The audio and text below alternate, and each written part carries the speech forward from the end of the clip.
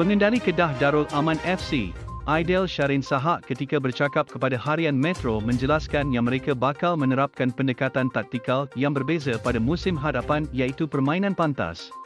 Tidak mudah untuk mengubah sesuatu dalam sekelip mata, namun usaha ini dilihat sangat bagus buat Kedah selepas beberapa musim dibentuk berasaskan pemain-pemain otai seperti Badrul Bakhtiar dan Rizal Ghazali.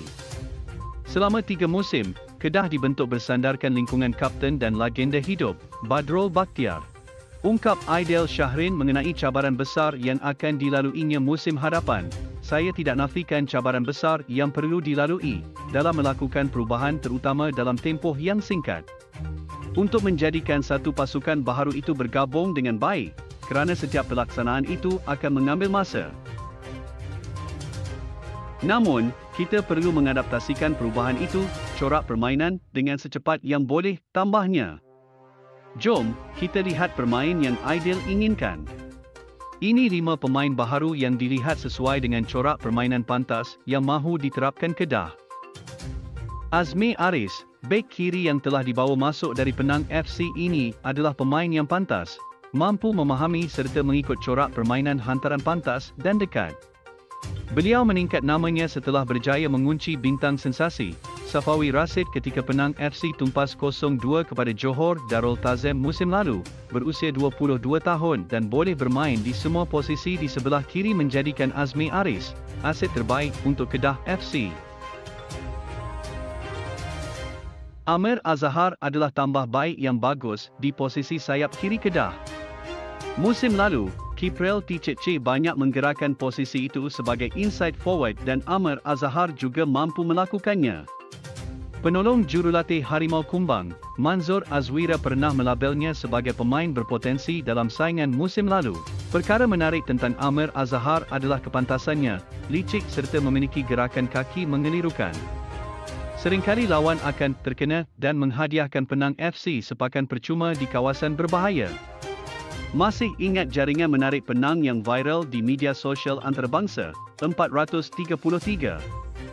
Dalam aksi Liga Premier 2020, mereka menang 4-2 ke atas Sarawak United.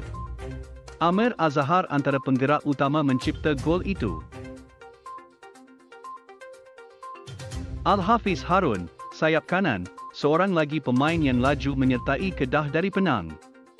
Pemain nombor 12, mungkin antara kata-kata paling diingati para penyokong Penang apabila pengendali Selangor, Karsten Netzel pernah berkata yang pasukannya sukar menghadapi ancaman yang dihadirkan oleh Al-Hafiz Harun ketika mereka tumbang 0-2. Dengan Kedah kekurangan pilihan di jentera sayap dan penuaian pemain sedia ada iaitu Azamuddin Akil, pemain berusia 27 tahun ini boleh dianggap pilihan terbaik untuk menggerakkan jentera sayap skuad hijau kuning. Desi Marcel, pemain tengah, walaupun boleh dikatakan hanya bermula sebagai watak tambahan di Terengganu FC musim lalu, pemain yang berperanan sebagai pemain box-to-box itu membuktikan beliau memiliki sentuhan yang baik di jentera tengah.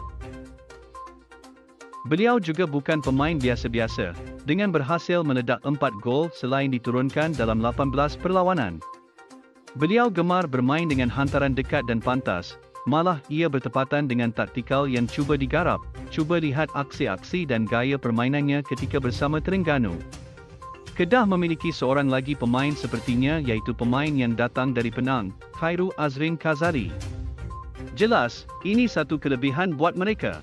Nampaknya kita sudah melihat tiap-tiap pasukan saling menyediakan permainan lebih bagus untuk musim ini. Inilah dikatakan di sana rancak, di sini rancak berdosas, mana-mana rancak berdosas. Syafiq Ahmad, penyerang, semua tahu kecerdikan Syafiq Ahmad dalam formasi taktikal yang cuba digarap Aidil Syarin, permainan pantas menyerang. Kemampuannya untuk beraksi di pelbagai peranan di jentera serangan memberikan kelebihan buat Kedah untuk mendapatkan yang terbaik daripadanya dalam saingan Liga Super musim ini. Dijangka akan menjadi penyerang kedua di atas padang, itu adalah posisi terkuat Syafiq Ahmad dan Kedah harus manfaatkan sepenuhnya. Jika anda mahu melihat bagaimana prestasi terbaiknya, anda boleh melihat semula aksinya bersama JDT dalam Piala Malaysia 2019. Prestasi itu yang dibawanya ke skuad negara.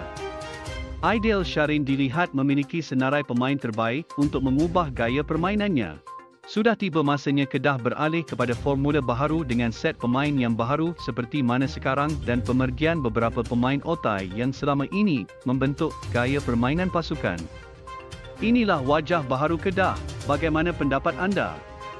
Adakah pemain-pemain baharu ini mampu menafsirkan taktikal Aidil Syahrin? Sumber berita ini dikreditkan dari semuanyabola.com dan Harian Metro. Terima kasih untuk anda yang sudi menonton. Jangan lupa melanggan saluran channel admin.